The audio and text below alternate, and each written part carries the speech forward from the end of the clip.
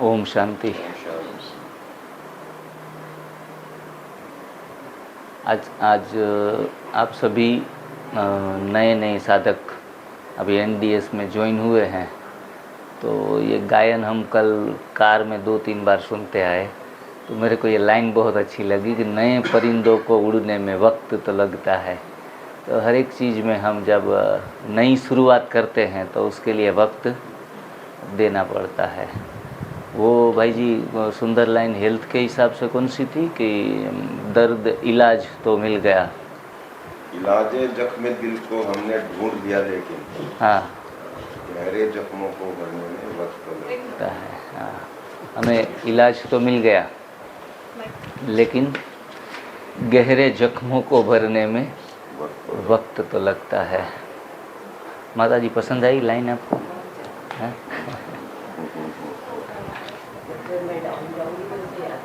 हाँ। मैंने भी जब सुनो ना पहली बार इसको, फिर मैंने 10 बार सुना, इसके वर्ड अच्छे लगे। हाँ। एक शब्द अच्छा है इसका। रिपीट कर दो एक बार, बहन को लिखना है। हाँ क्या मतलब शुरू वाला? ना हाँ शुरू वाला। हाँ शुरू में तो ये जगजीत सिंह की गजल है, ये प्यार का पहला खत लिखने में वक्त तो लगता है, नए परिंदों को उड़ने में वक्त तो लगता है। हमने इलाजे जख्म दिल को ढूंढ लिया, लेकिन हमने दिल में जो जख्म है उनको हमने उसका इलाज तो ढूंढ लिया। हाँ। गहरे जख्मों को भरने में वक्त तो लगता है। एनडीएस की प्रथा है, वो तो हमें मिल गई। गहरे जख्मों को इलाज तो हमें मिल गया, लेकिन हर चीज़ के लिए वक्त देना पड़ता है। तप, सेवा और सुमिरन, तो सुमिरन का विशेष करके महत्व है। हर चीज़ हर कार्य हम शुरू करते हैं तो सुमिरन सबसे ज़रूरी है, और परमात्मा को याद करके, वो चाहे किसी भी तरह की टेक्निक से, तो परमात्मा को याद करते हैं, ध्यान करते हैं, तो हर एक प्रकार के ध्यान उनके बेसिक प्रिंसिपल्स हमने पहले भी चर्चा की थी लेकिन डीप में नहीं गए थे कि बेसिक प्रिंसिपल ऑफ मेडिटेशन क्या है। पता है आपको किसी को मेडिटेशन के बेसिक प्रिंसिपल्स क्या है? दीपक भाई, ज़्यादातर 2 प्रकार में बांट सकते हैं मेडिटेशन को। एक बेसिक प्रिंसिपल है कंसंट्रेशन, बोला था मैंने। बेसिक प्रिंसिपल है एक कंसंट्रेशन, किसी भी चीज़ के ऊपर फोकस करो। और दूसरा प्रिंसिपल है basic principle of meditation is relaxation. 2 तरह से हम ध्यान कर सकते हैं, या फिर मन को पकड़ के एक तरफ लगा दो, या फिर मन को एकदम खुला छोड़ दो। 2 चीज़ से हम परमात्मा की नज़दीक पहुंच सकते हैं। जिसको भी जो अच्छा लगे वो करना चाहिए। जैसे आपको अच्छा लगता है कि शिव बाबा को मैं देखूं और उसमें ही खो जाऊं, तो वो हो गया कंसंट्रेशन, मेडिटेशन। अरशद भाई को लगता है कि हमें जो भी विचार आते हैं आने दो, कहीं भी किसी को पकड़ना नहीं है, उनको खुला छोड़ दो। मुझे आते हैं, लहरें आती है, घोंसला बनाते हैं, बाकी सब उड़ जाए। उसका तो बनाया हुआ है कि उड़ना नामुमकिन है। तो हमारे मन को हम जब खुला छोड़ देते हैं, रिलैक्स हो जाते हैं, तो एक बात का ध्यान रखना है कि मन को अगर हम खुली छूट दे देंगे, उनको जो भी करना है उनके पीछे हम चले जाएंगे, तो ये मन हमारे वश में आने वाला नहीं है। लेकिन मन के अंदर जो भी द्वंद्व उठते हैं, कोई भी विचार आते हैं, उस विचार को हम जब फॉलो करने लगते हैं, उसके पीछे पीछे शरीर भी भाग जाता है, तब जाके मन आपका मालिक बन जाता है। और उनकी जो गतिविधियां हैं मन की, अरशद भाई, उनको शांत तरीके से देखना है। कौन सा विचार आया? चलो भारत ने अभी 2 दिन पहले वर्ल्ड कप जीत लिया, क्रिकेट के कोई ख्यालात आ गए, फिर नौकरी के ख्यालात आ गए, माता पिता के ख्यालात आ गए। जो भी ख्यालात आ रहे हैं उनके पीछे पीछे सिर्फ देखना है, एक चौकीदार की तरह सिक्योरिटी बना के। विपश्यना ध्यान जो करवाते हैं बौद्ध धर्म में, उनमें ये टेक्निक सिखाई जाती है कि आप सिर्फ और सिर्फ मन की चंचलता को साक्षी बनकर देखो, उसमें जजमेंट मत दो कि ये पाप है, ये पुण्य है। मन के स्वभाव को समझो। अभी हम वो समुंदर किनारे नहाने गए थे, तो पानी का क्या स्वभाव है? हमें तैरना नहीं है, पानी के स्वभाव को पहचानना है कि पानी कैसे आपके साथ रिएक्ट करता है।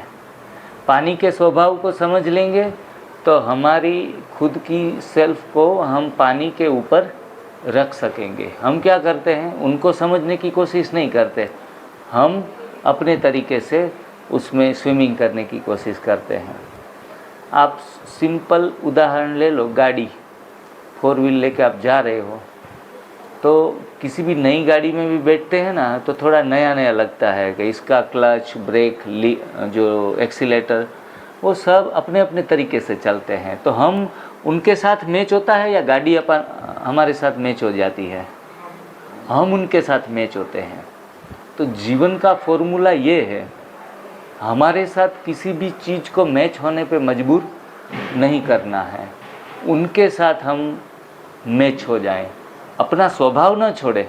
मेरा स्वभाव शांत स्वरूप है, मेरा स्वभाव ज्ञान स्वरूप है, मेरा स्वभाव प्रेम स्वरूप है, तो ऐसा नहीं कि सामने वाली आत्मा है, उनके अंदर रावण के संस्कार है, तो उनमें ढल जाने की बात नहीं, लेकिन उनके रावण के संस्कारों को हम समझ तो सकते हैं।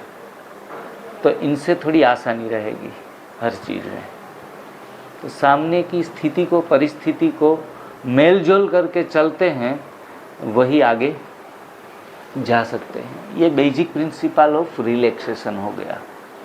तो रिलैक्स्ड होकर करना और भी आसान है, और मन को अच्छे तरीके से समझ लेंगे तो मन के मालिक बनने में भी मदद मिल जाएगी। और अपने आप को, कई बार ज्ञान स्वरूप खूब बन जाते हैं तो अपने आप को, अज्ञानी है ना, उनको अहंकार होता है और ज्ञानी को भी होता है, लेकिन ज्ञानी का अहंकार सबसे बड़ा शत्रु है और वो उनको ज़्यादा नुकसान करता है। तो ज्ञान का भी अहंकार, जैसे ज्ञानी बनते जाओ, इसे विवेकशील, नम्र, नम्रचित, निर्माणचित बनना, यही ज्ञानी की निशानी है। ज्ञानी की है यही निशानी। तो ऐसा एक सुंदर गीत भी हमारे ब्रह्मा कुमारी इसमें बना है, मीठी सी उनकी वाणी। ऐसे पूरा योगी जीवन की महिमा उसमें लिखी गई है। क्षमा भी आनी चाहिए।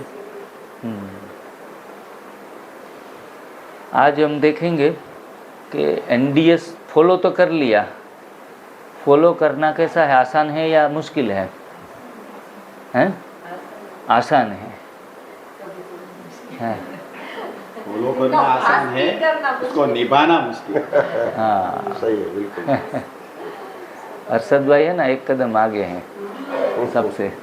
आसान तो है, बिल्कुल कंटिन्यू 100% सही बात, 100% सही बात। कंसिस्टेंसी कोई भी चीज़ में लेके आनी, उसमें ही चैलेंज है।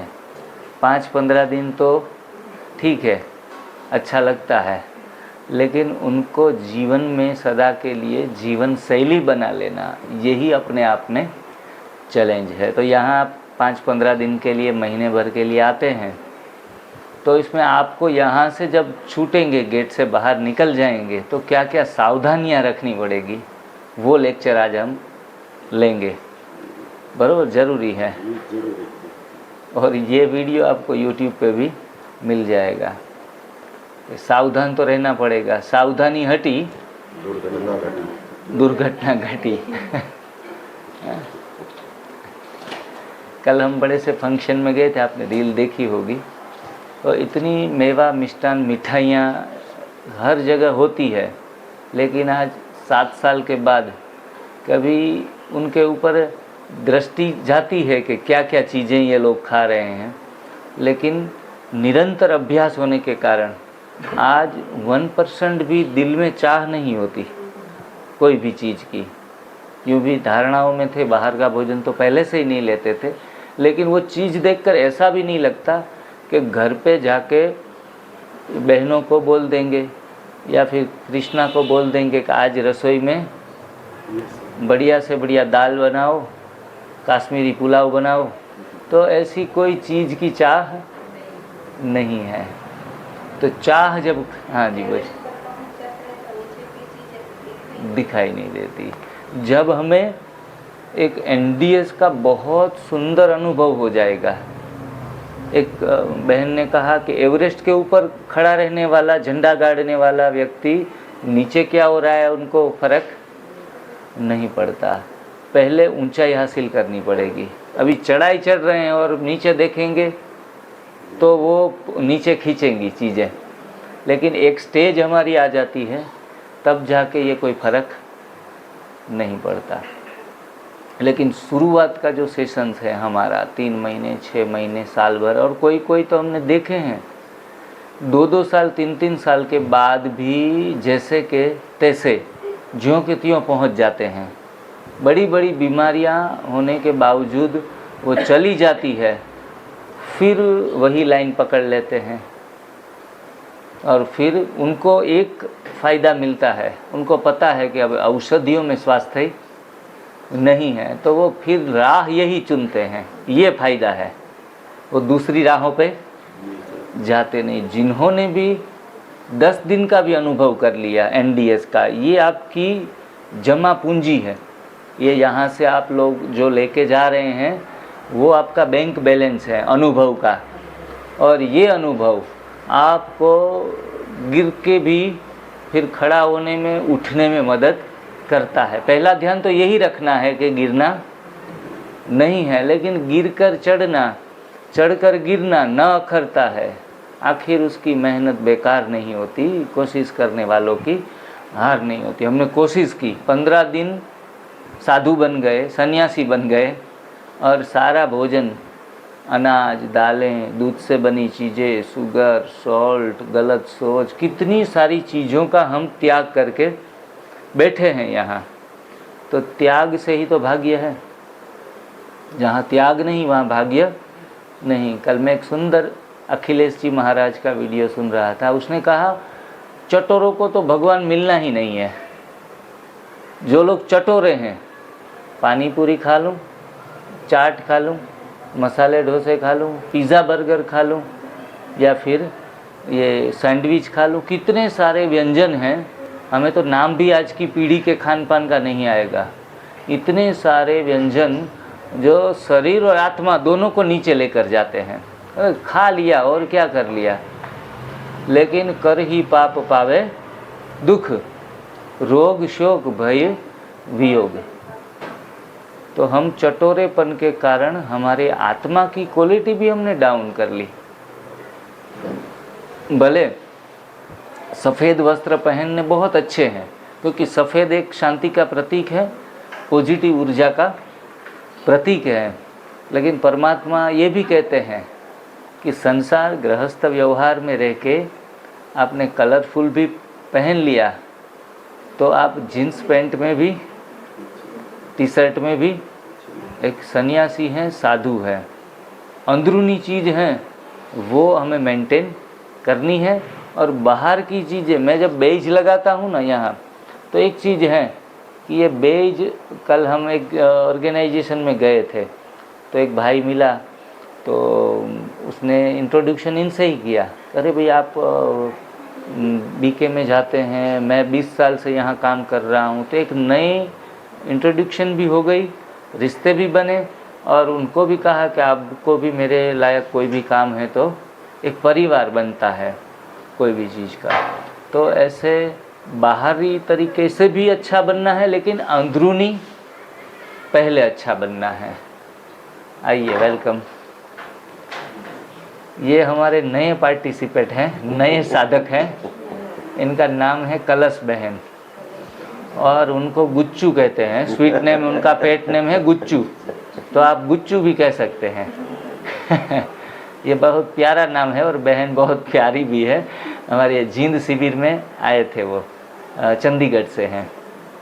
और वेट मेरे ख्याल से एनिमा भी रेगुलर लेते हैं, और थोड़ा बहुत एनडीएस का अनुभव है, लेकिन घर पे कंसिस्टेंसी नहीं रहती। तो बोला हम यहाँ आ जाएं तो यहाँ थोड़ा सा एक ट्रैक के ऊपर चढ़ जाए तो बाद में कंसिस्टेंसी रखना बहुत आसान हो जाएगा। तो गुच्चू बहन, ये हमारा सब्जेक्ट भी ऐसा ही चल रहा है, एनडीएस के में रखने की सावधानियाँ क्या रखनी है जिनके कारण हमारा एक्सीडेंट फिर से न हो। मोस्ट वेलकम, पोरबंदर में आपका स्वागत है। तो पहला चीज़ ध्यान में रखने की है कि एनडीएस में हमें उपवास दिया जाता है 12 बजे तक का। तो उसमें बहुत अच्छे तरीके से युक्ति-युक्त उपवास करना है। कैसे? कई लोग उपवास शुरू कर देते हैं, कच्चा खाना शुरू कर देते हैं, लेकिन एनिमा नहीं लेते हैं।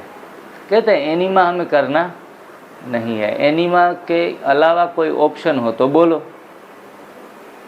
तो ऐसे हर चीज़ में अगर हम विधि से नहीं जाएंगे तो हमें जिस मुकाम पर पहुंचना है उस मुकाम पर नहीं पहुंच पाते। इसलिए युक्ति युक्त उपवास कहा जाता है। During fasting if you are not taking enema, that is the biggest crimes of your body. ये कहावत तो हमने सुनी है कि हम अपने शरीर में क्राइम करते हैं और अचानक से हमने कल पूरी पराठे बहुत खा लिए और अचानक से दूसरे दिन से निर्जला रख लिया, चलो क्या होगा? इनसे पुराने जो खाया हुआ कचरा है, मल है, उनका उभाड़ आने की शक्यता सबसे ज़्यादा है और शरीर को परेशानी सबसे ज़्यादा हो सकती है। और वो ऐसा भी हो कि आप वो उभाड़ को सहन न कर पाएँ और इनके कारण हम नेगेटिव माइंड सेटअप कर लें कि नहीं। पिछली बार हम एक बहन थी, उनका फ़ोन आया फॉरेन से, बोला भाई जी, मैंने कहा आप थोड़ा निर्जला उपवास भी रखो। नहीं, मैं जीवन भर कभी भी निर्जला उपवास तो रखूँगी ही नहीं। मैंने कहा इतना क्या कड़वा अनुभव आपके पास है? तो बोला मैंने एक दिन रखा था, 1 साल पहले की बात है, और जब मैंने निर्जला उपवास रखा उसी दिन मेरे को 2 बार उल्टियाँ हुई और जी मचला, हेडेक हो गया और इतनी मैं परेशान हो गई। तो तब से मैंने निर्जला उपवास की बात कोई करता है तो भी मैं डर जाती हूँ। ये किसके कारण हुआ? उसने युक्ति युक्त उपवास नहीं रखा। अगर आपको बिना एनिमा के भी निर्जला रखना है तो पहले धीरे धीरे करके आपको अनाज छोड़ना है, फिर सब्जियां छोड़नी है, हल्के भोजन के तरफ धीरे धीरे जाना है 5-7 दिन। लास्ट में जब आप फल के ऊपर आती है या पत्तियों के ऊपर आती है फिर निर्जला रखना होता है। इनमें उभाड़ आने की शक्यता आप कम कर देते हैं। इनको कहा जाता है युक्ति युक्त उपवास। तो हर चीज़ में विवेक से काम करना है। कोई लोगों को मानो कि बहन आई और हमें वेट लॉस करना है और पहले दिन से हम निर्जला उपवास दे दें। मानो कि हमारी पार्वती बहन आई तो बोला सर मैं निर्जला उपवास करूंगी। मैंने कहा 1-2 दिन ठहर जाओ। लेकिन मेरे को लगा कि ये तो 1 महीने से ऑलरेडी अच्छे तरीके से कर रहे हैं, बॉडी डिटॉक्स करके आए हैं, पॉजिटिव आउटपुट लेके आए हैं घर से ही। तो तुरंत ही पहले या दूसरे दिन उन्होंने निर्जला स्टार्ट कर दिया और आज के दिन में लगभग 10-12 दिन के अंदर उन्होंने बहुत अच्छे तरीके से फॉलोअप ले लिया। अपना विल पावर, कॉन्फिडेंट और इस तरीके को जीवन में लाइफस्टाइल ही बनाना चाहते हैं कि जिनके कारण रोग फिर से वापस आने का मौका ही ना मिले। तो युक्ति युक्त उपवास बहुत ज़रूरी है। Every fool can fast. मूर्ख व्यक्ति भी उपवास कर सकता है, पागल आदमी भी उपवास कर सकता है। इसमें उपवास की कोई बड़ी बात नहीं है, लेकिन किस तरीके से उपवास में जाना है, क्या क्या सिम्टम्स आ सकते हैं, उनको डील कैसे करना है, हर चीज़ का नॉलेज लेना ज़रूरी है। इसलिए पहली लाइन है युक्ति युक्त उपवास। धीरे धीरे करके नॉर्मल प्राकृतिक भोजन पर जाओ, फिर प्राकृतिक में जो भारी चीज़ें हैं वो कम करते जाओ, और फिर रसाहार करो, रसाहार के बाद आप निर्जला कर लो और उसमें एनिमा साथ में जोड़ लो। तो ये हो गया। फिर 1 दिन 2 दिन 3 दिन आपकी कैपेसिटी के अनुसार आप लंबा फास्टिंग कर सकते हैं। फास्टिंग करने के बाद मानो कि आपने 4 दिन का फास्टिंग किया तो 2 दिन रूटीन डाइट पे आने पे लगाओ।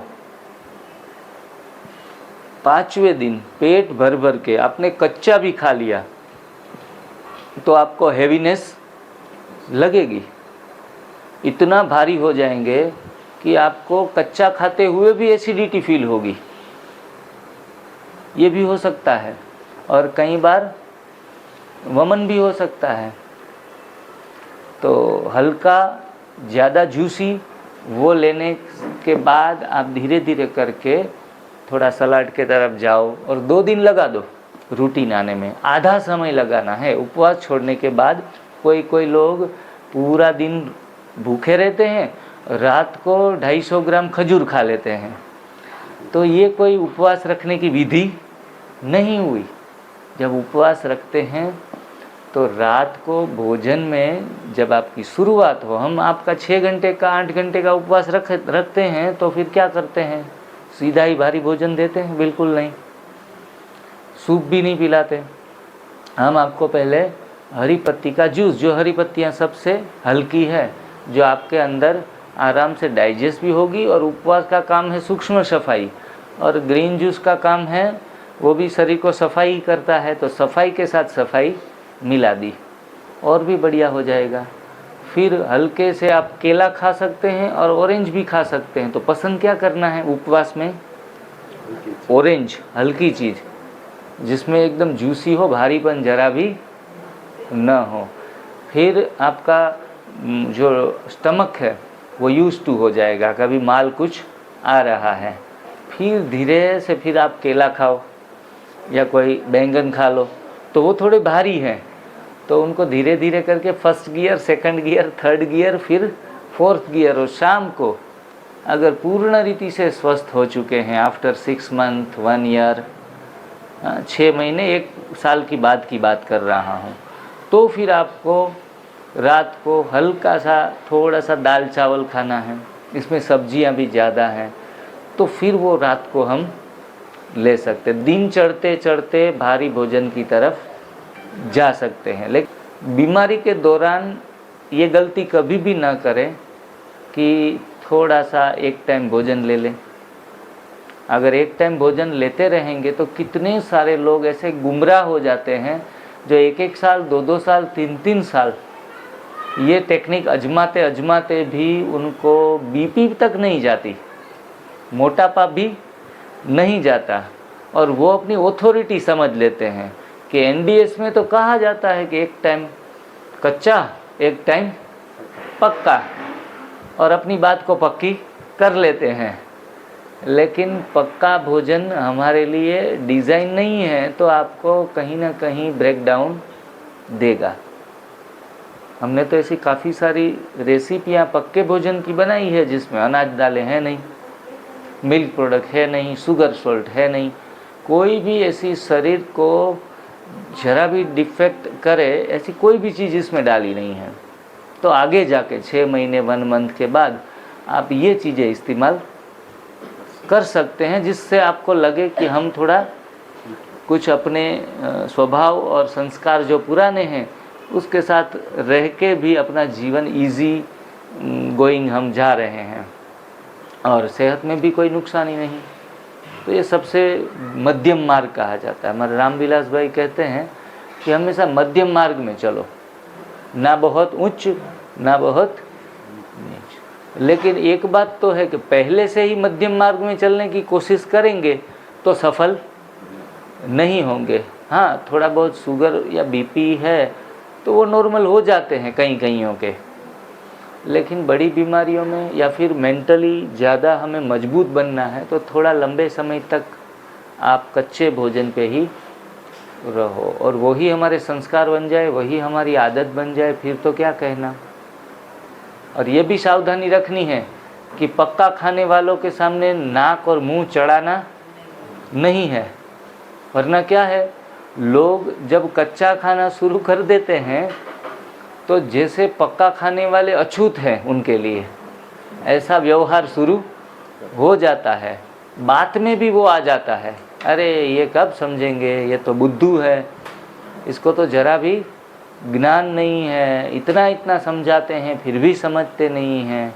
तो हमारा ब्रह्मा कुमारी का ज्ञान ये कहता है कि हर एक आत्मा का पार्ट अपना अपना है और हर एक आत्मा खुद की जिम्मेदार खुद ही है। मेरे को दुख आया, उनका कारण कौन है? मैं खुद। आपके जीवन में कोई दुख आया, उनका कारण आप ही है। समस्या भी आप हैं खुद, समाधान भी आप है। तो किसी के पार्ट को क्रिटिसाइज करना नहीं है, सब अपने अपने तरीके से बेस्ट कर रहे हैं। तो बहुत हल्के से लेना है। आप जो कर रहे हैं बहुत अच्छा कर रहे हैं, वो प्रूफ करने की भी ज़रूरत नहीं है। बस देखते जाओ, सबको प्यार बांटते जाओ, सब आत्माओं का पार्ट देखते रहो। और जहाँ मिथ्या अपनत्व आ जाता है, ये भाई मेरे दोस्त हैं, बरोबर, एक आत्मा आत्मा भाई भाई, हमें एक अलौकिक प्यार होगा, लेकिन दुख की जड़ भी ये है कि मिथ्या अपनत्व आ जाता है। मेरा मेरा कहने लगते ना, मेरा भाई, मेरी सास, मेरी माँ, मेरा बाप। बाबा परमात्मा तो कहते हैं मेरा मेरा क्यों करते हो? मेरा तो बाबा है, परमात्मा एक मेरा कह सकते हैं। अगर मेरा बोलने की अगर बहुत आदत है लंबे समय की, तो परमात्मा मेरा। भगवान के सिवाय कोई कौन साथी है बताओ? सब छोड़ के चले जाएंगे, फिर मेरा कहने का तात्पर्य क्या रहेगा? सब अपने हैं, पूरा विश्व अपना है, लेकिन मिथ्या अपनत्व में जाना नहीं है, जिनके कारण ये दुख का कारण बन जाए। ये भी हमें जरूर देखना है। मेरी बेटी, मेरा पति, मेरी पत्नी, जहाँ मेरा आया वहाँ दुख आ ही जाएगा। इसलिए पाठ पार्वती बहन क्या पक्का कराते हैं बाबा? घर हैं? Very good. मोह को क्या करना है? त करना है। त मतलब तेरा, छोड़ना। तेरा तेरा तेरा। गुरु नानक हैं, वो किसी को चीज़ देते थे, 1 2 3 4। ये कहानी मैंने बचपन में सुनी थी कि 12 फिर 13 आता था, तो 13 पर अटक जाते थे। 13 13 13 13। ये बहुत बड़ा पाठ है। जब हम कहेंगे कि तेरा घर, तेरा बच्चे, तेरे बैंक बैलेंस, तेरा सब कुछ, फैक्ट्री तेरी, ये मेंटली रिलैक्स्ड होने के लिए बहुत अच्छा है। लेकिन हम इस चीज़ को आजमाते नहीं है, प्रैक्टिकल में कभी नहीं आजमाए। अरे एंजाइटी और स्ट्रेस क्यों आ रहा है? जब हमारे अंदर कुछ मेरा पड़ा है। जब मेरा को निकाल दो, पत्नी परमात्मा की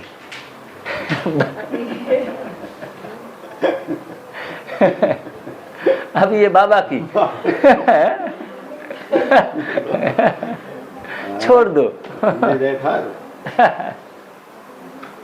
बच्चे बाबा के, नौकरी भी बाबा की, सब कुछ। देखो मन एकदम हल्का हो जाएगा। अनुभव करने जैसी चीज़ें हैं।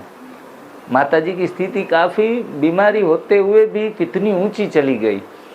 वो अपनी बच्ची को कह रहे हैं इतना लगाओ, इतना बड़ा प्यार मत करो, ये बहुत दुख का कारण बनता है। मेरे को ये पॉइंट अच्छी लगी थी, मैं नोट करता रहता हूँ हर छोटी छोटी चीज़ को, कि जब आप अटैच, हाईली अटैच होते हो तो कहीं ना कहीं वो दुख का कारण बनता है। व्यर्थ सोच चलनी शुरू हो जाती है, निश्चय बुद्धि से संशय बुद्धि बनना शुरू हो जाते हैं, और हर हाल में खुश। अच्छी चीज़ मिली तो भी खुश, और नकारात्मक चीज़ मिली तो भी खुश। तो उसी खुशी में हम अपनी स्थिति को कैसे संभाल पा रहे हैं, मानसिक स्थिति हमारी कैसी है, ये सबसे बड़ा महत्वपूर्ण विषय हमारे लिए है।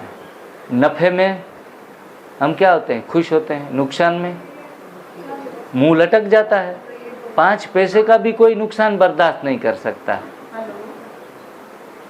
तो सच्चा विजयी, सच्चा सफल व्यक्ति वही है जो मान में भी स्थिर, अपमान में भी स्थिर, फिर नफ़े में भी खुश, नुकसान में भी खुश। तो ये इनका डोज, इनकी दवाइयाँ किधर मिलती नहीं है। वो किन से आता है? दर्शना बहन, ये चीज़ हमारे अंदर लानी है, तो कैसे लाएंगे?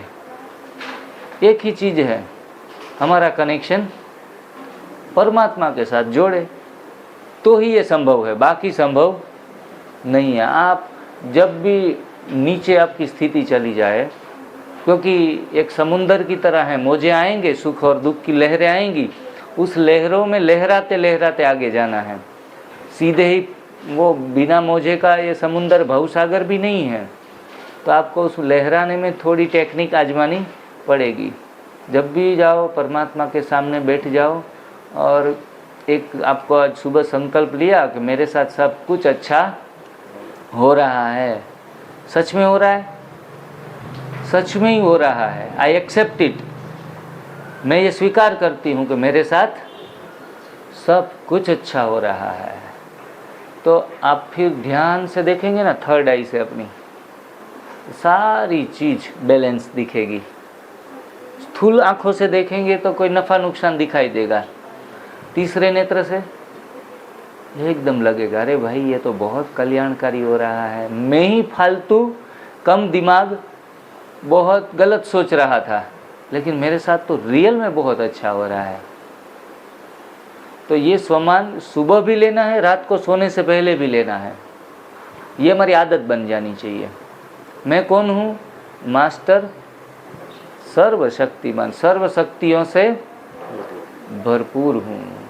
8 शक्तियाँ हैं, उसमें से बताएंगे पार्वती बहन कौन कौन सी 8 शक्तियों में से? सहन करने की शक्ति, फिर समाने की शक्ति, सामना करने की शक्ति, समेटने की शक्ति, विस्तार को जो कछुए के मिसल विस्तार को सार में लाने की शक्ति, सहयोग की शक्ति, परखने की शक्ति और डिसीजन पावर, निर्णय करने की शक्ति।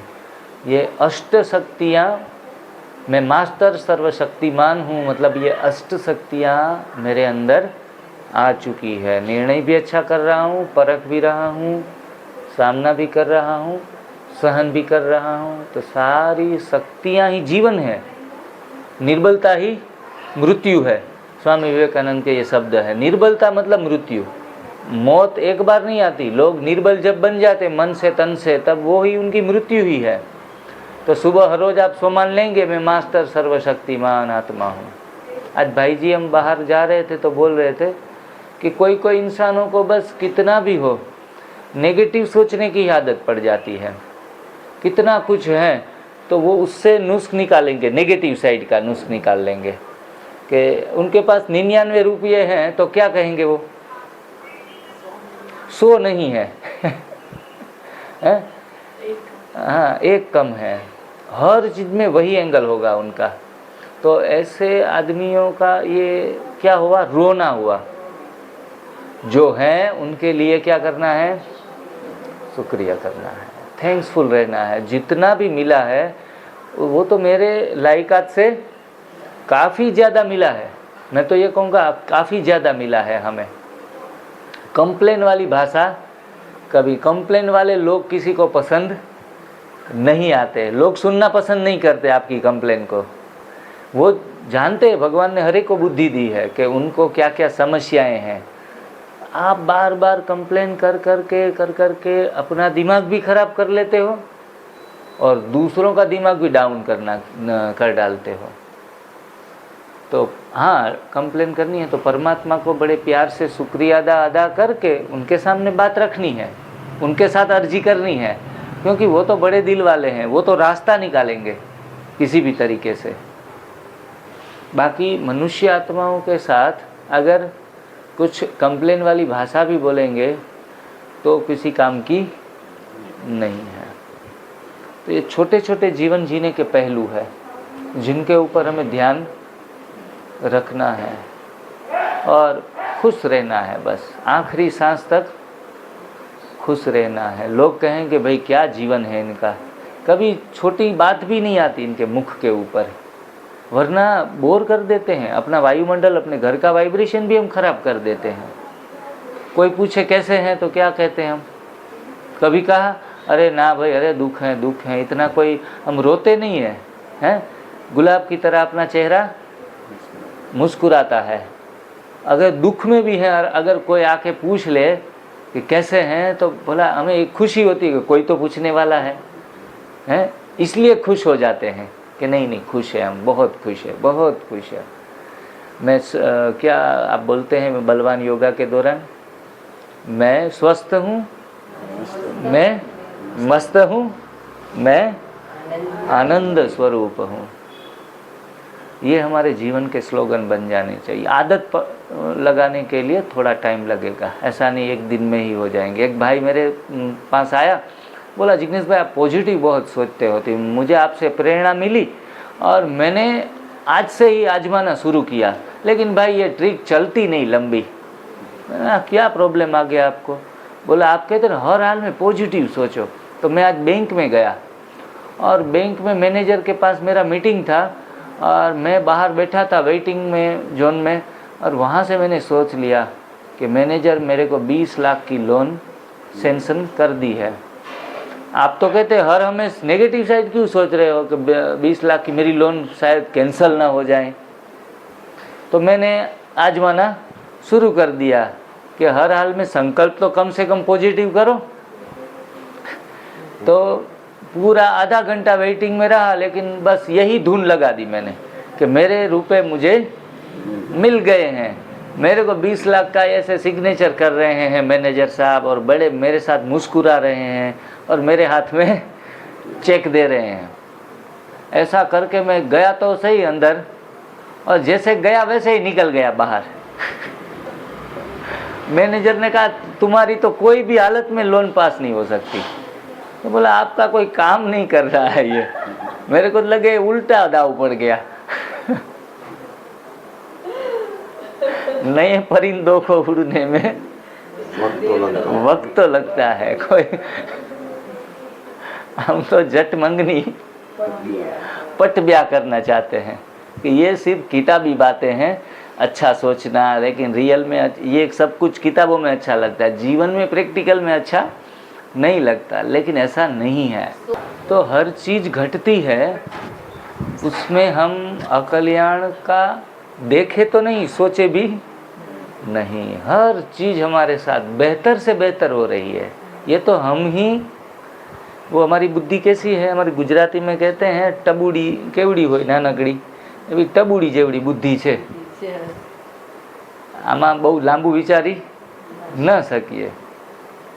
इसलिए ये प्रिंसिपल जीवन में अप्लाई करना है। कुछ भी हो जाए चेहरे पर मुस्कान नहीं जाएगी, और हर रोज हम अपने आप को सम्मान देते रहेंगे कि मेरा शरीर संपूर्ण स्वस्थ हो चुका है। मैं कौन हूँ? विजयी आत्मा हूँ। हर हाल में मुझे विजयी होना है। विजयी भव का वरदान मेरे सिर के ऊपर है। मैं धनवान आत्मा हूँ। गरीबी आएगी ही नहीं। गरीबी क्यों आए? हमारी सोच गरीब है तो गरीब रह जाएंगे। देखो गरीब पैदा होना वो तो किस्मत की निशानी है, लेकिन गरीब अंत में मर जाना ये तो कुछ मूर्खता है। हम अंत समय में भी दाल रोटी के लिए भाग रहे हैं, तो मतलब हमारी सोच हमने अंत समय तक छोटी रखी है। हम कभी कहते हैं कि हमें बांटना है। सब कुदरत बांटती है, हर चीज़ बांटती है। फैन चलाते हैं तो अगर हम इनका बिल आता है कि परमात्मा ने जो हवाएं चलाई है पूरी दुनिया में, ये हवाओं का कभी बिल नहीं आया। प्रकृति तो हमेशा बांटना ही सिखाती है। तो बांटने में हाथ छोटा कर लेते हैं ना, तभी जाके हमें भुगतना पड़ता है। बांटने से बढ़ता है। कोई कहता है इनको ये दे दिया तो उन्होंने थैंक यू तक नहीं कहा। अरे भाई उनसे थैंक यू की उम्मीद क्यों रखे? देने वाला तो ऊपर वाला है, परमात्मा है। किसी गरीब को, किसी तकलीफ में रहे इंसान को हमने मदद कर दी और वो भूल गया, उल्टा उसने आपके साथ मिसबिहेव किया, तो भी दुखी होने की ज़रूरत नहीं है। आजकल के इंसान ये सोच लेते हैं, आजकल भलाई का ज़माना नहीं रहा, भलाई नहीं करनी है, किसी को हम दे देंगे तो कुछ गलत दिशा में चला। अरे देना तो देवताओं का लक्षण है, अगर दिया तो है, हमने लिया थोड़ी है किसी से। तो देते रहो, बांटते रहो, वो चाहे ज्ञान का दान हो, वो चाहे धन दान हो, वो चाहे शांति का दान हो या सुख का दान हो। आत्मा के 7 गुण हैं, आनंद है, ज्ञान है, सुख है, शांति है, शक्ति है, पवित्रता है। ये सब गुण हमें जहाँ भी जिसको जितनी ज़रूरत है उतना बांटते रहो, बांटने से बढ़ता है। किसी हमने बहुत लोगों को प्यार दे दिया तो ख़त्म हो जाएगा कि और बढ़ेगा, और 1000 गुना लोगों के सामने से आएगा। तो कोई भी चीज़, एक फार्मर भी, इनका फैक्ट्री है वो दाने की, हर चीज़ के, गेहूं के दाने हो या कोई भी वो सीड्स, हाँ सीड्स बनाते हैं उनकी फैक्ट्री में। तो सीड्स जो लेके जाते हैं, फेंकते हैं, कर्ज करके भी सीड्स लेके आते हैं जो फार्मर है वो। तो फिर वो दाने बढ़ते हैं या कम होते हैं? बढ़ते हैं। विश्वास है ना ऊपर वाले के ऊपर, ये बढ़ेगा और 1000 गुना बढ़ के आता है। तो ऐसे हमेशा बांटते रहें, सेवाओं का विशेष महत्व भी समझे। कोई एक भाई का फ़ोन आया, मेरे को 1 साल से बीपी नहीं जा रहा है, मैं एनडीएस कर रहा हूँ, पूरे दिन कच्चा, रात में पक्का खा रहा हूँ। बोला ऐसे भी बीपी तो चला जाता है, लेकिन ये भी हो सकता है कि आपके अंदर बांटने की प्रवृत्ति कम हो, पकड़ने की ज़्यादा हो। इनसे भी कुदरत के ब्लेसिंग नहीं मिलते हैं, जिनको तपसेवा सुमिरन में तुला दान कहा गया है। तुला दान में अनाज का दान करते हैं, कपड़ों का दान करते हैं, ऐसी चीज़ें जो हैं हमारे पास एक्सेस हैं वो भी दान करते हैं। और हम मानो कि आज हमारे हिस्से का भोजन तो बच रहा है ना पिछले 10 दिन से, अब हर रोज़ का 200 खर्चा लगा लो कि 200 रुपये का हम खा जाते हैं, तो 10 दिन का कितना हुआ? 2000। तो ये 2000 में से कम 1000 रुपया तो कहीं ना कहीं अच्छे कार्य में लगाना है। तो ये हो गया तुला दान। तो तुला दान नहीं करते तो भी कई बार स्वास्थ्य में सुधार नहीं आता। आप चाहे स्वाध्याय प्रवृत्ति से जुड़े हैं, ब्रह्मा कुमारी से जुड़े हैं, या फिर कहीं लंगर लगता है और हमने किसी गरीब आदमी को खाना खिला दिया, कोई भी चीज़ में आपको अपना हिस्सा निकालना है तो अवश्य ही खुशियाँ हमारे पास आएंगी। एक बात है, कोई भी आदमी सुखी आप देख रहे हैं ना, वो सुखी ऐसे ही नहीं हुआ, उसने कितने इंसानों को सुख दिया है, तब भी जाके वो सुखी हुआ है, खुश हुआ है। हमारे चेहरे पर आज के दिन में जो मुस्कान है ना, वो मुस्कान किसी को सुख देने से ही आई है। दुख देने से क्या मिलता है? दुख देने से दुख मिले, सुख देने से सुख मिले। 4 वेद और 6 शास्त्र में बात एक ही कही गई है कि सुख दिए सुख मिले, दुख दिए मिले दुख। सिंपल प्रिंसिपल है जीवन के, यही फलसफा है। तो ये छोटे छोटे सिद्धांत हम अपने जीवन में, सिर्फ भोजन परिवर्तन कर लिया तो साधु बन गए, ऐसा नहीं है। भोजन परिवर्तन करने के बाद हमारे अंदर इतना गुस्सा होता है, आग बबूला हम हो जाते हैं, हमारे अंदर इतनी ईर्ष्या होती है, हमें इतनी जेलसी दूसरे की हम करते हैं, तो क्या ये भोजन परिवर्तन से हम संपूर्ण बन गए? भोजन परिवर्तन से भी एक कदम आगे हैं, जिनको हम जीवन जीने के सिद्धांत को भी साथ में जोड़ के रखना है। एक पॉइंट ले लेंगे, बाद में ख़त्म करेंगे। फास्टिंग का अतिरेक, हमारी क्षमता से ज़्यादा नहीं करना है। फास्टिंग, उपवास, हम तो कहते हैं आपको पानी की प्यास लगी, थोड़ा 1 घूंट ले लो। अगर कोई भी व्यक्ति अपनी क्षमता से ज़्यादा 5 दिन 10 दिन निर्जला उपवास कर लेते हैं, फिर ऐसा भी हो जाता है और भी कमजोरी आ जाती है, और भी खटिया में सो जाते हैं। फिर उनको रिकवर करने में भी टाइम लगता है। तो ये बिना मतलब के अतिरेक फास्टिंग भी करना ज़रूरी नहीं है। हम कहते हैं उपवास को उपासना के तौर के ऊपर रखो, लेकिन उपवास को जीवन शैली नहीं बना सकते। उपवास को हम जीवन शैली नहीं बना सकते। कोई भी जीव कौन 8 घंटे का 10 घंटे का उपवास रख रहा है? देखा कोई भी नहीं है।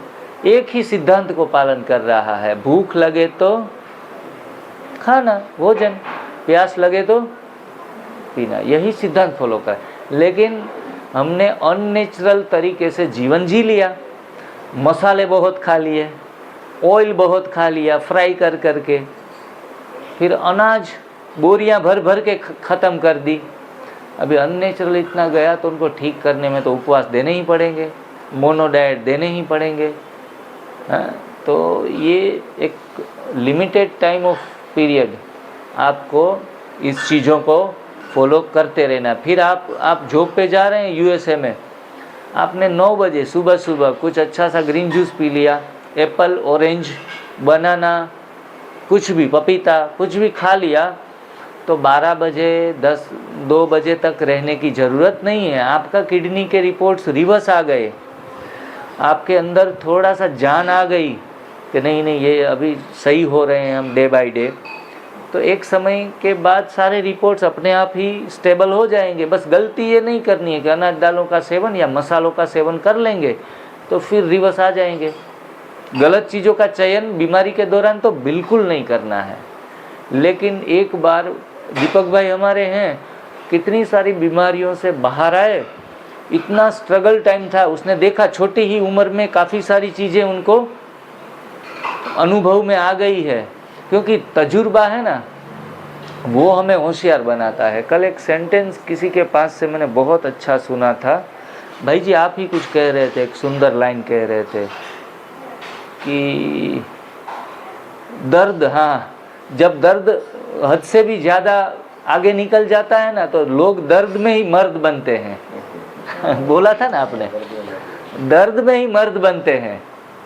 तो मुसीबतें, ये एक स्लोगन और जो भी शिविरें होती है ना उसमें बोलते हैं, सभी पब्लिक को बोलते हैं, मेरे साथ बोलो आप, ये बीमारी नहीं, ये रोग नहीं, ये रोग नहीं, ये मौका है।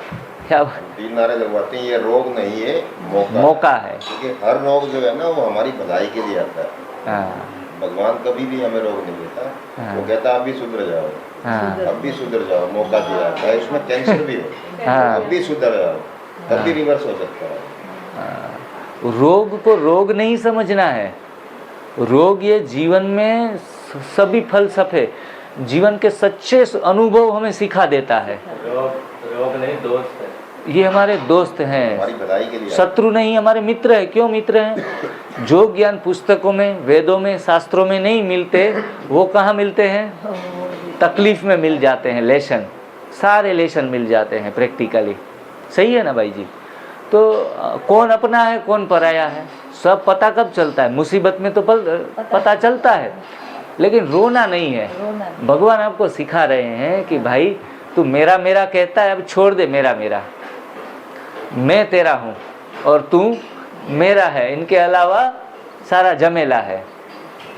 मृग जल के समान दिखता है। माया शब्द कहते हैं ना, जो माँ मतलब नहीं, जो है ही नहीं हमारा, वो उनको कहता है माया। और हम अपना समझ लेते हैं मेरा बेटा, मेरी बेटी, मेरा पति पत्नी, ये सारे संबंध अच्छे निभाने के लिए हैं, सभी को सुख देना है। मतलब मुंह चढ़ा के नहीं फिरना है कि अभी भगवान ने कह दिया ये कोई मेरे नहीं है, जाओ जाओ, हटो हटो, दूर हटो। जिग्नेश भाई ने भी कह दिया कि तेरा मेरा कुछ नहीं है। ये नहीं एक्सेप्ट। चलो कृष्णा को हम कह देंगे चलो हटो, दूर हटो, पास तो में भी मत आओ। तो आप उल्टे पाप में पड़ेंगे, क्योंकि आपने उससे नाता जोड़ा है। हाँ, इसे हाँ। भी छोड़ देंगे तो नहीं, आपको पाप नहीं, लगेगा ना। ये आपको छोड़ने वाले नहीं है। मैं छोड़ने की बात नहीं कर रहा। छोड़ने की बात नहीं, मैं तो एग्जाम्पल इनके साथ तो रहना एक मजा है। उनका नेचर इतना जोली और आनंदित है कि भगवान ने इनके कोई मौका मिला है। हाँ तुमको ये मौका मिला, भाग्यशाली है। भाग्यशाली हैं? समझती हूँ ना मैं तो अपने आप को। पीछे बहुत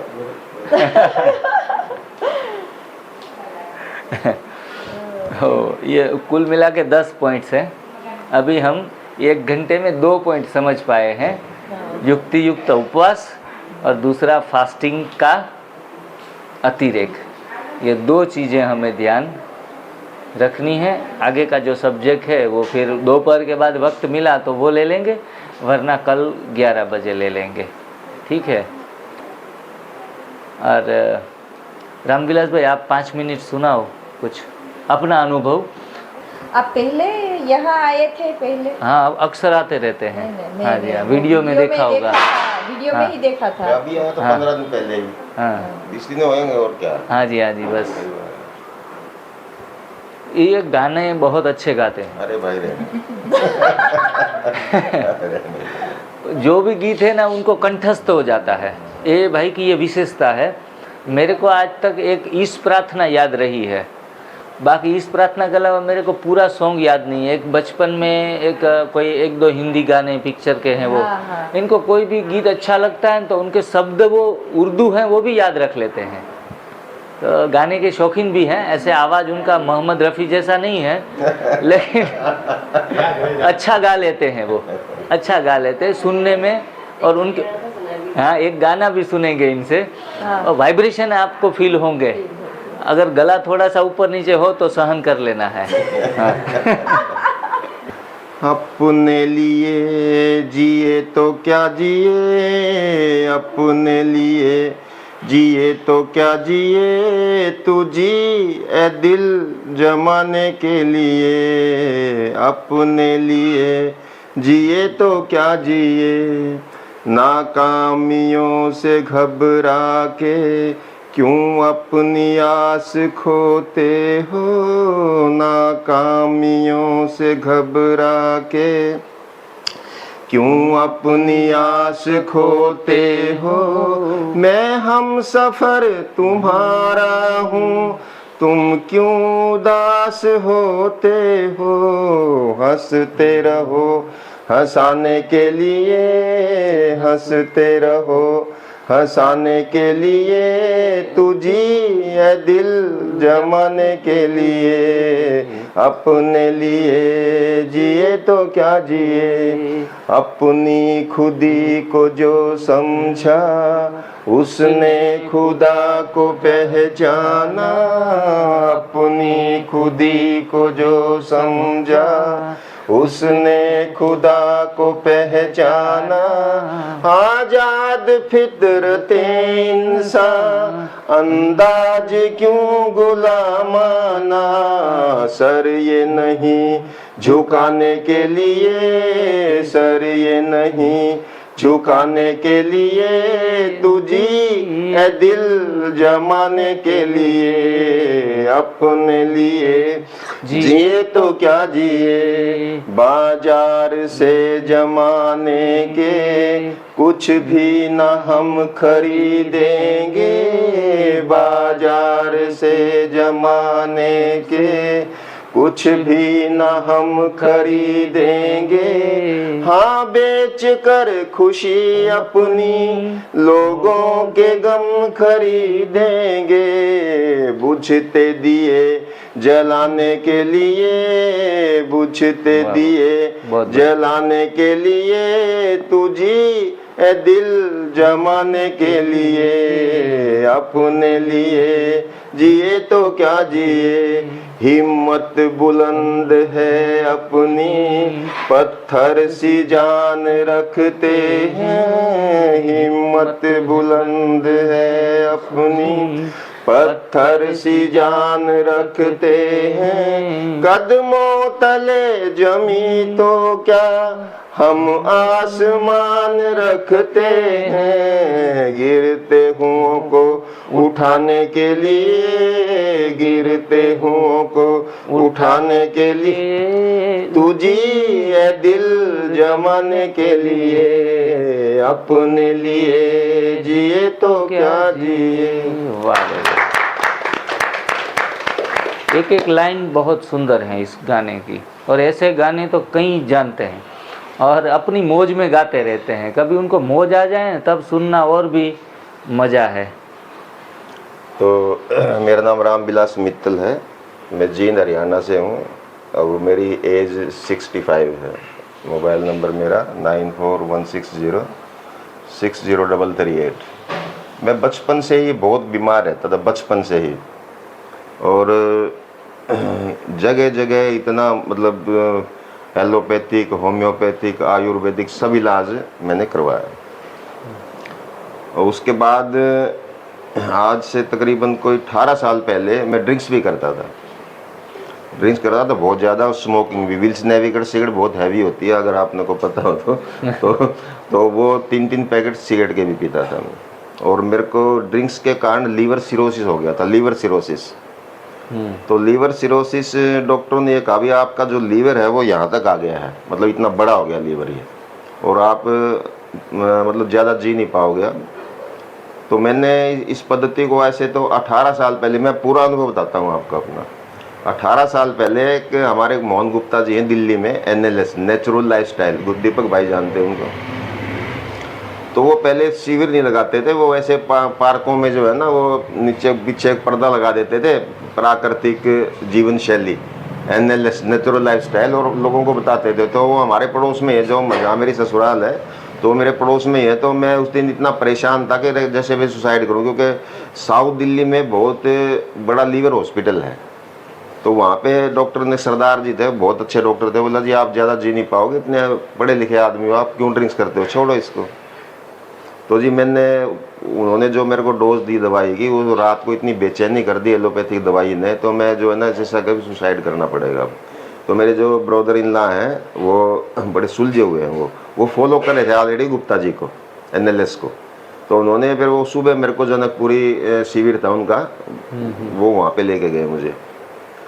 तो वहाँ पे मैंने सुना गुप्ता जी को, तो क्योंकि अब या तो मर जाओ आदमी, या तो इधर या उधर, क्योंकि लीवर तो एक ही है। तो जी मैंने उसको लगातार, आप बताओ, 3 महीने फॉलो किया। उस समय इतना वो नहीं था, शिविर में तो हम लोग जैसे खान पान पूरा दे देते हैं, उस टाइम खाली उपवास की ही महिमा थी। मतलब उनके 2 बुक्स है, मैंने दिनेश भाई को भी दिया, स्वाधीन स्वास्थ्य महाविद्या और प्राकृतिक चिकित्सा शास्त्र, वो बुक्स का अध्ययन किया। तो मैंने उसको पूरा 3 महीने में खाली नारियल पानी और पेठे का रस, एक आगरे का पेठा आता है, गुप्ता जी बताते हैं उसको, हाँ जी हाँ, एश गार्ड, वाइट एश गार्ड बोलते हैं, हाँ। तो 3 महीने में खाली लिक्विड पे रहा। तो 3 महीने के बाद जब मैंने अपनी रिपोर्ट लीवर की करवाई, तो वो कहने लगे भाई आपने कौन सा कंट्री में इलाज करवाया है। बिल्कुल एकदम से ऐसा हो गया मैं हवा में उड़ूं। मतलब ये कमाल था, 3 महीने का, ना कोई कमजोरी। लेकिन हाँ, मेरा वेट 42 रह गया था उसमें, 42। ये 18 साल पहले की बता रहा हूँ मैं आपको, 42 18 साल पहले की बात है। तो 42 रहने के बाद कोई भी रिश्तेदार, कोई भी घर वाला, इवन मेरी वाइफ भी, मतलब ये कहने भाई कहीं भी जाते भी कुछ ले लो, चाय ले लो, भाई नहीं लेना, कुछ ये ले लो, बोला फिर क्या क्या जीना है। मतलब लोगों ने इतना क्रिटिसाइज किया मुझे कि मैं दोबारा फिर लग गया खाने में, फिर दोबारा खाने में लग गया, दोबारा ड्रिंक्स करने लग गया, दोबारा स्मोकिंग करने लग गया। ये 18 साल पुरानी बात बता रहा हूँ, अपना पूरा अनुभव बता रहा हूँ मैं आपको। तो उसके बाद क्या हुआ कि हार्ट प्रॉब्लम होगी, 3 स्टंट डले हुए मेरे मेदांता गुड़गांव में, 3 स्टंट, एंजियोप्लास्टी हुई, लीवर दोबारा डैमेज स्टार्ट हो गया, आपका डायबिटीज हो गया, डिप्रेशन हो गया, मतलब ऐसा हो गया बिल्कुल एकदम भाई अब तो फिर ये गए कि गए, अब ये फिर ये गए। वेट भी मेरा 60 के करीब हो गया। तो मैं फिर स्मोकिंग छोड़ने गया गुप्ता जी के शिविर में, 3 दिन का शिविर था उनका दिल्ली में, सिगरेट छोड़ने के लिए। क्योंकि देखो आप लोग जब यहाँ पे आप बैठे हो, तो इसका मतलब क्या आपके अंदर, अभी जिग्नेश भाई बोल रहे थे ना भाई, आपके 10 दिन आप यहाँ से बीज लेके जाओगे, 10 दिन आपने यहाँ ये शैली यूज कर दी। तो मैंने 18 साल पहले जो यूज किया था वो शैली, वो मेरे को काम आ गई। अभी अगर जीना है तो फिर ये तो वही बात है, स्मोकिंग छोड़नी पड़ेगी सारा। तो जी 3 दिन मैंने वो शिविर गुप्ता जी का अटेंड करने के बाद, और मैंने गुप्ता जी को ये कहा, गुप्ता जी ये लो, ये सिगरेट, शराब, चाय, कॉफ़ी, दवाइयाँ मैंने तो सब छोड़ दी। वो कहने लगे रामविलास बीमारियाँ इतनी ज़्यादा हैं आपको कि आप एकदम से मत छोड़ो इसको। माँ जी मैंने तो यू टर्न ले लिया, या इधर या उधर, क्योंकि उनका 3 दिन का सेमिनार होता है। अच्छा। तो मतलब मैं ये कहा, मैं कुर्सी पे बैठा था, मतलब नीचे बैठ नहीं सकता था, लोग तो नीचे बैठे थे। वो प्राणायाम भी सिखाते हैं, आसन भी करवाते हैं, दीपक भाई को पता है। तो जी लेकिन मैंने वो टर्निंग पॉइंट था मेरा, ये बात है 20 जुलाई और 1917 की, वो टर्निंग पॉइंट था मेरा। 1917 70 7 हाँ 2017 हाँ 2000 2017 सॉरी, हाँ 20 जुलाई 2017, 7 साल की बात होगी। हाँ हाँ उसके बाद 2 साल मैंने गुप्ता जी का जो भी सेमिनार होता था ना हर संडे को जाता था मैं वहाँ पे दिल्ली रोहिणी में बेसमेंट में, और उनका कहीं भी शिविर होता था, पूना भी गया मैं, पूना भी था उनका शिविर, जहाँ भी होता दिल्ली में उनके टिवोली में होते हैं, बालाजी रोग धाम में होते हैं। तो जी 2 साल में उनको बिल्कुल एकदम फॉलो किया, बिल्कुल स्वस्थ हो गया। कि मैं अहमदाबाद से आने लग रहा था अपने दिल्ली, तो मैंने चौहान साहब को सुना यूट्यूब पे, चौहान साहब को मैंने यूट्यूब पे सुना तो मेरे को वो अच्छा लगा, ये भी अच्छा लगा, क्योंकि वहाँ पे थोड़ा ना फीका फीका था गुप्ता जी का, क्योंकि वो बिल्कुल नमक अलाउड नहीं करते, मिर्च मसाले बिल्कुल अलाउड नहीं करते, खाली नारियल और पेठे पे ज़्यादा जोर देते हैं। हाँ तो जी मैंने पूरा मतलब अच्छा लगा चौहान साहब को, तो मैंने पूरा रात वैसे नींद नहीं आती ट्रेन में मुझे, मैं कम से कम भी उनकी 10 वीडियो सुन डाली। फिर ऐसा हुआ कि उनका जस्ट 4 दिन के बाद नासिक शिविर था, नासिक में चौहान साहब का, तो मैंने वहाँ से फिर उनको फ़ोन किया, सूरज भाई है वहाँ पे, माँ जी मैं तो भाई आपका शिविर अटेंड करना चाहता हूँ। मतलब भाई साहब आ जाओ आप, कोई बात नहीं है, एक ही सीट खाली है हमारे पे डीलक्स रूम में। तो जी वो फिर मैंने नासिक, उसके बाद 3 शिविर अटेंड किए मैंने, और वो दिन है, और उसके बाद 5 साल अब इसको एनडीएस को फॉलो करते हुए, मतलब एक इतना कॉन्फिडेंस आ गया ना मेरे अंदर कि अब एक ही लाइफ का एक ही अध्याय है कि जैसे मैं ठीक हुआ हूँ ऐसे ही मेरा कोई सामने वाला ठीक हो जाए, बस उससे ऊपर मैं अपना धर्म को ही मानता नहीं। तो ये अनुभव है मेरा छोटा, मतलब बीमारियां बहुत ज़्यादा थी, और अब कोई तकलीफ लंबी चौड़ी छुट मुट तो देखो लाइफ में चलता है वैसे, बाकी अब सेवा, यही अनुभव है। मैंने आज यूट्यूब पे आपको सुना था यार। हाँ आयु क्या है आपकी अभी फिलहाल? 65 हो गया मेरा। 65। Ageing factor? हाँ 2 लड़के हैं, बिजनेस संभाल रहा है मेरा, पेस्टिसाइड का बिजनेस है, मैन्युफैक्चरिंग भी है और ट्रेडिंग भी है, और सीड्स का। ये मेरे भाई के लड़के छोटे की, ये गुच्चू हाँ 3 भाई हैं हम, छोटे की है ये बेटी। अभी एक, अभी शायद आप अगर हो तो 15 तारीख को एक भांजी भी आ रही है चंडीगढ़ से। तो हर चीज संभव है, हाँ ठान ले तो। हाँ बिल्कुल बिल्कुल। मंजिल को अपना मान लिया तो क्या मुश्किल क्या आसान, जब ठान लिया तो बिल्कुल ठान लिया, कोई भी चीज़ को ठान लो।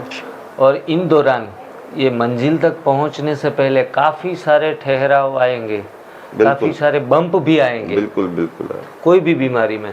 इसके आपने अनुभव सुना भाई जी का, 3 स्टंट डले हैं। और सर आपने वो बात तो नहीं बताई, आपका दिमाग का जो भी MRI स्थिति। हाँ, जब मैं मेदांता में गया तो डॉक्टरों ने जैसे वो एंजियोग्राफी किया ना, तो वो कहने लगे जी आपके बाईपास होगा, मतलब ब्लॉकेज इतनी है कि आपका बाईपास होगा, स्टंट का कोई फायदा नहीं, बाईपास सही रहेगा आपके लिए।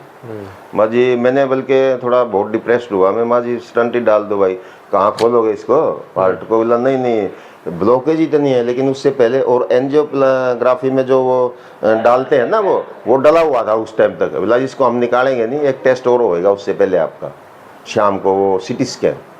तो जैसे CT स्कैन किया उन्होंने, तो उन्होंने कहा जी आपकी ये नस भी ब्लॉक है, यहाँ से जो दिमाग की नस है ये भी ब्लॉक है, अगर हम इसको खोल लेंगे तो एकदम से प्रेशर में आपको पैरालाइज हो सकता है।